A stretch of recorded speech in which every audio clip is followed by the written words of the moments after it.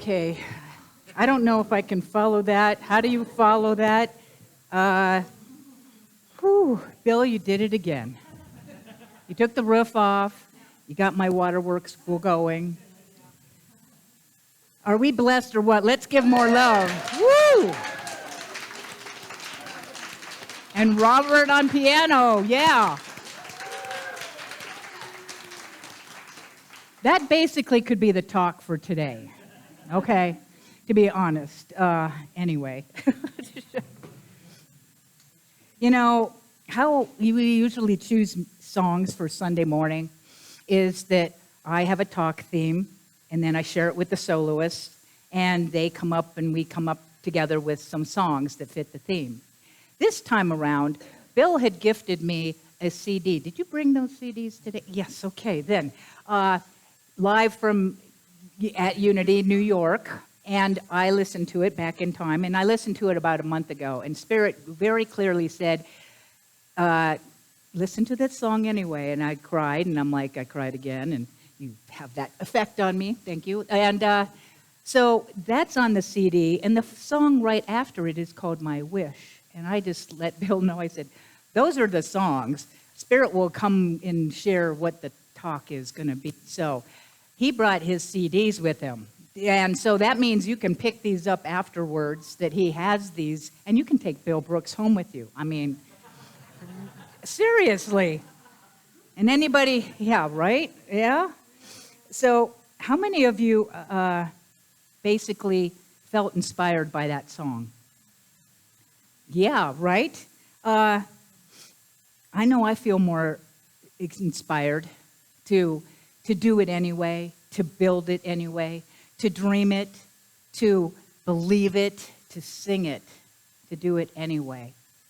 Today's talk title is Inspired or Tired? Okay? Inspired or tired. Now I want you to think of this last week and looking for the average on a scale of 1 to 10. 10 being you are fired up and you've been like pretty much all week long, super fired up, you're so inspired, or 1 being you basically hardly have any energy to move. So the average of the week, what's your number? Mine was a 5, 6, and then I was being real with myself, and I'm going, no, more like a 5. I wanted it to be higher, but it wasn't, and that's okay. It's just to get a place on it. And the thing is in life, there are moments when we are more inspired, and there's moments when we're more tired, right? But it's that average of where do we fall. So what is it that makes you tired? And what are you tired of? Anybody tired of winter weather? Okay, so call out, and what are you tired of, or what makes you tired? Conflict. Politics. Some politicians, perhaps. Chatter. Stress. Tired of stress. Fear. Tired of being afraid. Pain. Thank you. Tired of being in pain. Physical challenges that go on and on. Tired of financial challenges, stock market being what it is, having challenges in that arena. Maybe some challenges just in being alone or lonely. There are so many things that we could be tired of or make us, quote, tired. Do you ever feel tired after you start thinking about all the things that make you tired? Right? I could be tired of being tired. I personally am tired of feeling sad. I mean, my wife passed almost 3 months ago, and I'm tired of feeling sad and depressed. And I am, and that's okay. And I'm taking a class so that I can relieve and move into a higher, more inspired place. So the thing about what I just said was feeling tired about being tired, or thinking about things that make you tired. Unity has 5 principles that we have this book called The 5 Principles. I'm sure you all have a copy and read it on a regular basis, right? Okay, your noses are growing. The Five Principles is a very small book. It's by Ellen Davenport, and it is the 5 basic principles. They're not just unity principles, they're life universal principles. And principle number 3 says basically that what you think about, you bring about. What you focus on, you get more of. So you think about those things that make you tired, you're going to get tired. In the book, she says, principle number 3, human beings create their experiences by the activity of their thinking. Everything in the manifest realm has its beginning in thought. So that's an important point to think about and to notice, what are you thinking about? Because what you put your mind on, you can create more of. So do you want to create more being tired or more being inspired? Hello? Are you? They're so tired that they can't even say the word inspired. Okay, well, all righty then. We have some work to do. So there's a remote control. I want you to imagine you all have a remote control. Put it up to your head and go, I'm changing the channel of my mind. I'm changing it from the I'm so tired channel to I'm so inspired channel. You know, you do have a remote control. You have you can see yourself thinking about something and go, no, stop, cancel. And then, what would I rather think about? You have that power. You can't change the things outside of us, but you can change the inner world, which changes the outer world. That is principle number 4, 3 and 4. So let's talk about the inspired. Let's move it on to that channel. Definition of inspiration: the process of being mentally stimulated to do or feel something, especially new or creative. 2, a feeling of enthusiasm you get from someone or something, like a Bill Brooks singing a song, which gives you new and creative energy and ideas. So inspiration is when you feel a deep-rooted passion and motivated to do something. So in those definitions, it's talking about a feeling, and it's talking about doing something. You're inspired because you're motivated, something gets you stirred up. And in the sequence of creation, it starts with thoughts, lead to feelings, lead to actions, lead to results.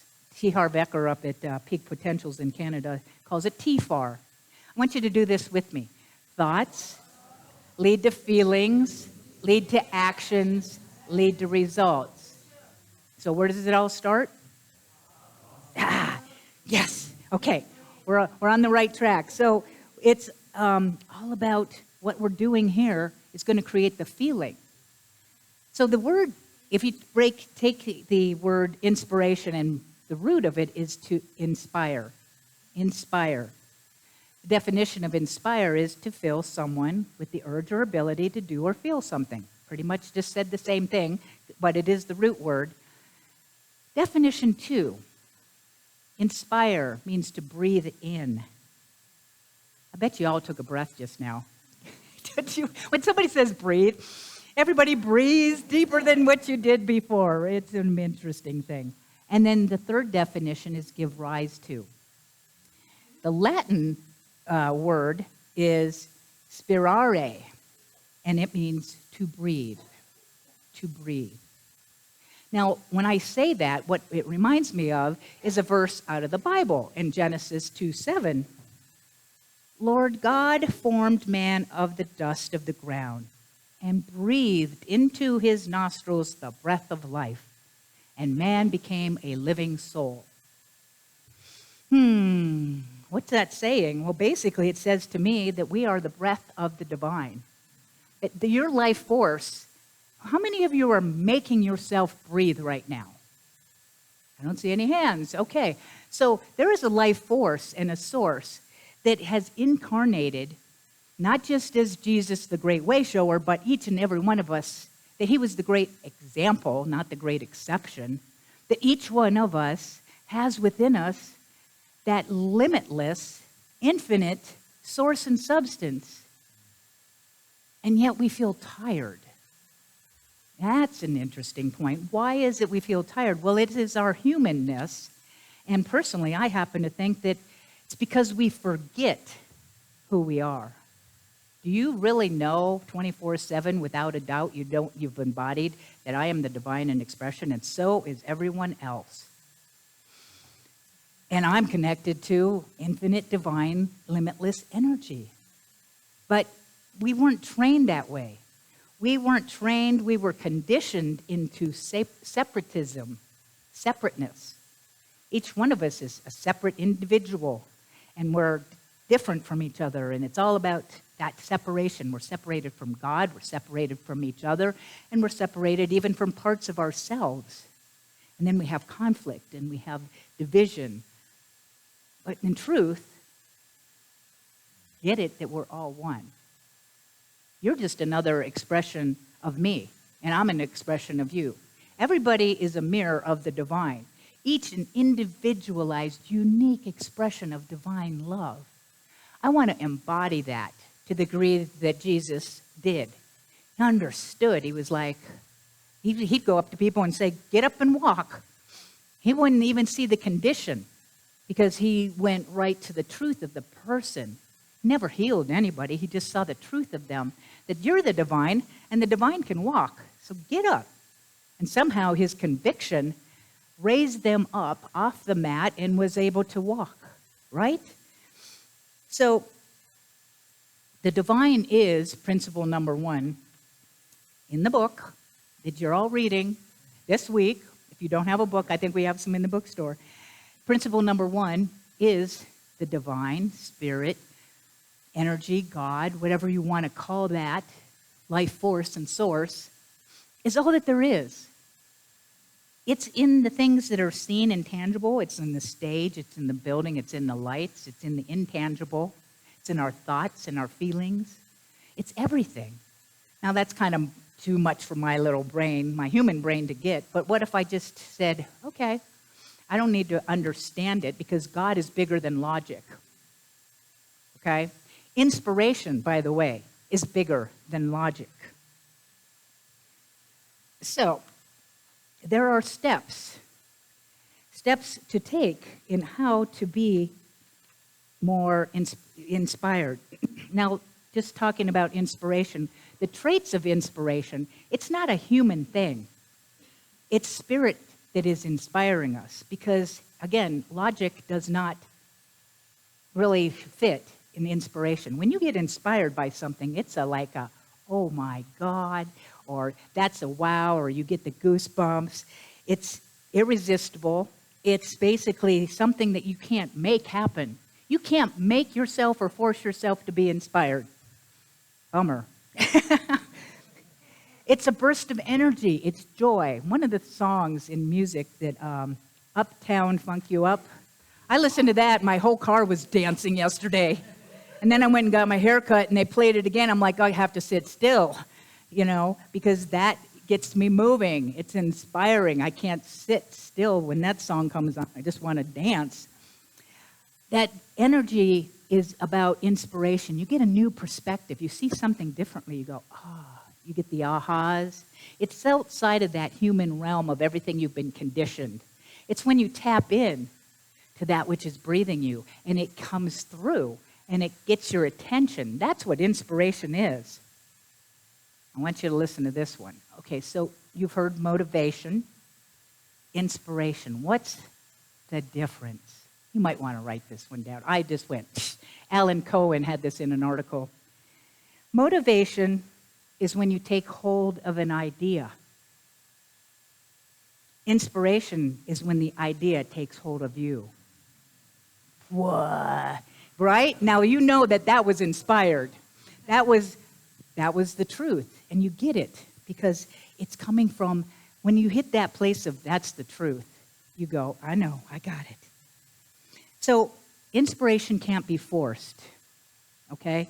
But what it can do is you can cultivate the ground. If you had a garden, it's also like grace. You can't make grace happen. You can't, and yet you can create the ground, maybe in your mind, of being open to inspiration. So here are some tips, and it's an acronym since that helps me remember things, and maybe it helps you remember things first, too, to cultivate the garden of inspiration. Number 1 is P. P means pay attention. What am I supposed to pay attention to? Well, your surroundings, number 1. There might be something happening in your surroundings. If I'm so involved in my own inner chitter-chatter that I'm not paying attention, and there's something that is calling me, but I'm not paying attention. So I need to pay attention to what's going on outside of me. Maybe I'm being called to get involved or to do something. And also to pay attention to your feelings, because your feelings are the barometer of what's working or what's not. You're not inspired when you're in the lower vibrations, but if you feel excited or peaceful, there's more of that land. So you're using your mind. And if you've got a feeling that's low vibration, you get to ask yourself, what's the thought behind the feeling, since everything starts right here. So pay attention. Now we go to E. That is to explore. Explore new places, new people, new ideas, interests. Check something out. Get out of the box of where you are all the time. Be willing to explore, because there's so much more in store for us if we're willing to explore. And ask yourself, what am I going to explore today? You know, you can talk to the divine. You can also listen to the divine within you, because it's happy to talk. There's a book called Conversations with God. Donald Neil Walsh says, in the beginning of it, Donald Neil Walsh writes, he's venting to God. And then all of a sudden his pen writes, are you just venting, or do you really want to know? And he's like, what happened there? So he starts this conversation with God on paper. And at one point, God says, I'm talking, I'm speaking all the time, but who's listening? You know, we have 2 ears, only one of these. Can I be in the silence more and listen? Spirit doesn't want to withhold anything, but we have to be interested enough. So you got P for pay attention, E for explore, now A, ask. Ask questions. Ask the divine within you. People will want to go to an expert outside of yourself, and that's okay, because sometimes they are necessary, but we have within us all the answers if we are practiced in our listening. We can ask questions. You can write to God, and then you take a breath, close your eyes, and then you write back and go, I'm your divine self. What you need to know about this is that you don't already know. I do a workshop, and Spirit has not planted that yet, but it's called the Still Small Voice. So you got P. You got E. Oh, you can ask questions of others as well. Ask questions. Be curious about people. Curiosity is a cousin of inspiration. Ask people questions. Find out who Victoria is, or Jeannie is, or Charlotte is. I do this on a regular. I'm getting together with Samisha this week, so she can tell me about her journey. I enjoy that. I suggest you try that yourself. Who would you like to get to know? It's not about telling about your story. Listen to somebody else's. It's very inspiring to hear other people's stories for me. So you got P, you got E, you got A, and K. Last one. Know. It's a K-N-O-W. Know who you are. Know that you are the divine in expression, that you are connected to and with the limitless source and substance of all things. And you know the greatest currency we have is not money, it's ideas. And you know everything already exists in the cosmic sea, and you don't create anything. By the way, I don't create anything. My goal is to tap in. It's like, hey, there's electricity. Well, if I don't plug into source and listen, it's about getting out of my way. When I do a talk, it's what does Spirit want to say by means of me? And I read things, and it'll be this, it'll be that's it, that's not it. And I go by the barometer of my feelings. When it catches me, I'm like, okay, Spirit, that's how I know that it's in the direction, because I'm listening. And Donald Neil Walsh says the greatest way that she, Spirit's genderless or genderful, whichever you want to say, it doesn't care. Did you see the train go by? There was, I don't know, she was going to say something. Anyway, do it anyway. Forget it anyway.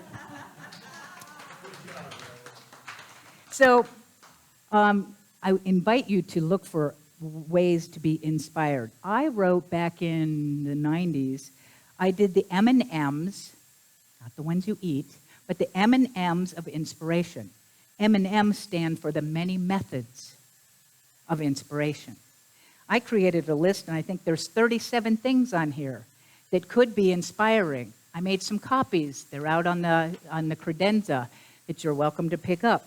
And you can make your own list from that, or you can go, what on here, and circle the ones, and then practice that inspiration. So I'm going to close with a story, and it is the parable of the mule. There once was a farmer who owned an old mule, and one day, unfortunately, the mule fell into the farmer's well. And the farmer heard the mule praying, or whatever mules do when they fall into wells. After carefully assessing the situation, the farmer sympathized with the mule, but decided that neither the mule nor the well was actually worth the trouble of saving. I know. Instead, he called his neighbors together and told them what happened and enlisted them to help haul dirt to bury the old mule in the well and put him out of his misery. Initially, the old mule was hysterical. But as the farmer and his neighbors continued shoveling the dirt onto his back, a thought struck him. It dawned on him that every time a shovel load of dirt landed on his back, he could shake it off and step up. This he did blow after blow. Shake it off and step up. Shake it off and step up. Shake it off and step up. Well, sure enough, he repeated this to encourage himself, and no matter how it felt to get that dirt dumped on him, he kept saying, shake it off, step up. He fought the panic. He used his power of his mind to continue moving. And it wasn't long after that the old mule, battered and exhausted, stepped triumphantly over the wall of the well. What seemed like it was going to bury him actually helped him, all because of the manner that he handled his adversity. That's life. If we face our problems and respond to them positively and refuse to give in to bitterness or panic or self-pity, know that we can step up, shake it off, and step up. Remember never to be afraid to try something new. Remember that amateurs built the Ark. Professionals built the Titanic.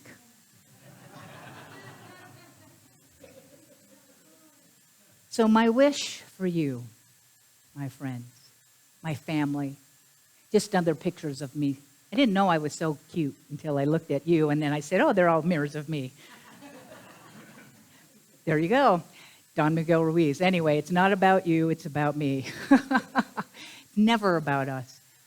But my wish for you is that you be inspired, that you go higher. It's dire to ignite that fire within.